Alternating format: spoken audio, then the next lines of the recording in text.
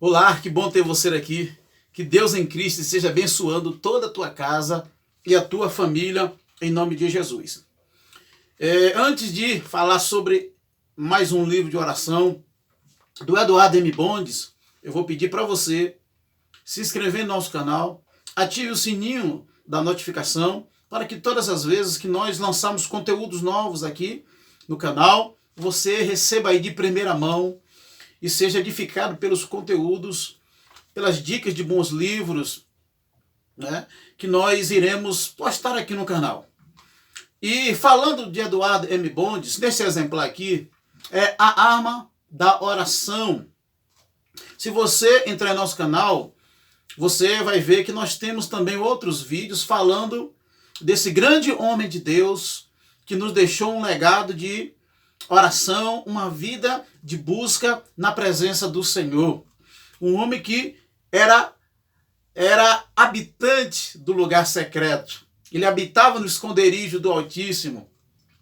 E aqui falando de arma de oração, o Eduardo M. Bondes, ele faz uma ampla, digamos assim, uma ampla exposição da função da oração nas nossas vidas. E também ele faz uma defesa do hábito de orar.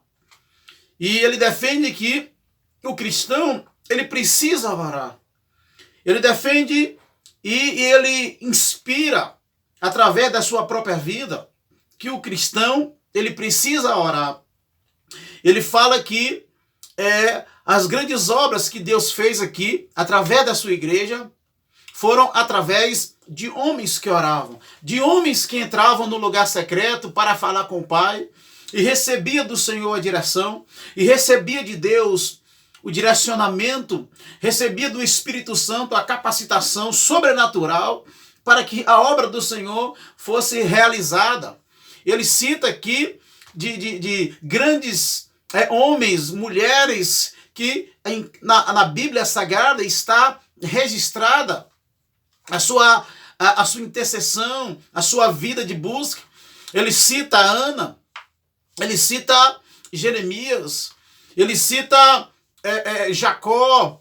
Então, quantos homens e quantas mulheres ele fala também a respeito do próprio nosso Senhor e Salvador Jesus Cristo, que nos deixou um grande exemplo de oração.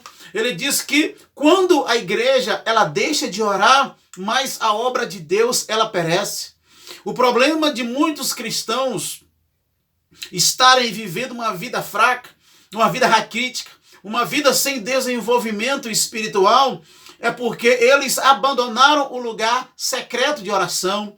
Jesus, ele disse, me ensinando que a oração do Pai Nosso, que nós deveríamos entrar no lugar secreto para falar com Ele. O salmista diz que nós deveríamos habitar no esconderijo do Altíssimo. É estar, buscar esse renovo, buscar essa capacitação. Então, se o nosso Senhor e Salvador Jesus Cristo, ele nos deixou um grande exemplo de oração, de estar buscando a presença do Pai, esse que era Deus, era o Verbo encarnado, esse que era 100% homem, 100% Deus, ele que era o Filho de Deus, ele nos deixou esse grande exemplo. Então, devemos seguir os passos do nosso Senhor e Salvador Jesus Cristo. E aqui eu vou citar alguns trechos aqui do livro, que é um livro fantástico. Não perca tempo, você que quer melhorar a sua vida espiritual, você que está querendo orar, fala, olha, eu estou precisando de inspiração para orar, eu estou precisando de orientação. Essa coleção do Eduardo M. Bondes vai abençoar a sua vida. Olha o que ele diz: quando a igreja falha em orar, a causa de Deus decai, e o mal de todos os tipos prevalece. Então, quando a igreja está orando, o Senhor está operando. Quando a igreja ela para de orar, quando os servos do Senhor param de clamar, a obra do Senhor cai.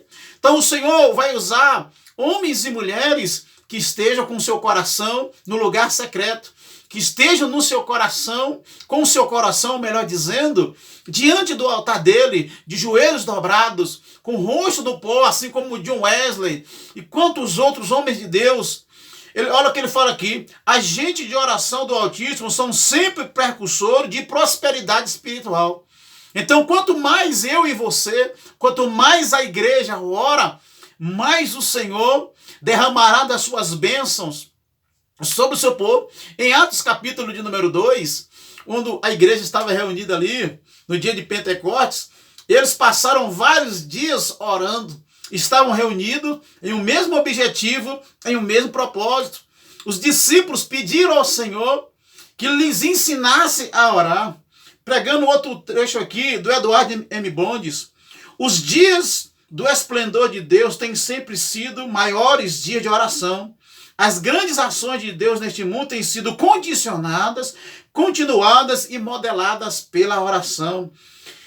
Prevalecendo sempre, dominar a oração tem sempre trazido Deus a estar presente. O real e óbvio deste genuíno ofício de Deus é a prevalência do Espírito da oração. As forças mais poderosas de Deus sobrecarregam e enchem uma ação quando as forças mais poderosas da oração estão lá. Então, se você quer pregar a palavra de Deus com eficácia, se você quer que Deus mova sobre a sua vida, é necessário que você se torne um homem e uma mulher de oração. Uma mulher como Ana. Olha que coisa maravilhosa. Vou ler outro trecho aqui deste livro. O valor e o lugar da oração são o valor e o lugar de Deus. Colocar a oração em segundo lugar é fazer também Deus secundário. Então, às vezes, as pessoas, nós queremos que Deus haja e nós deixamos Deus sempre em segundo plano.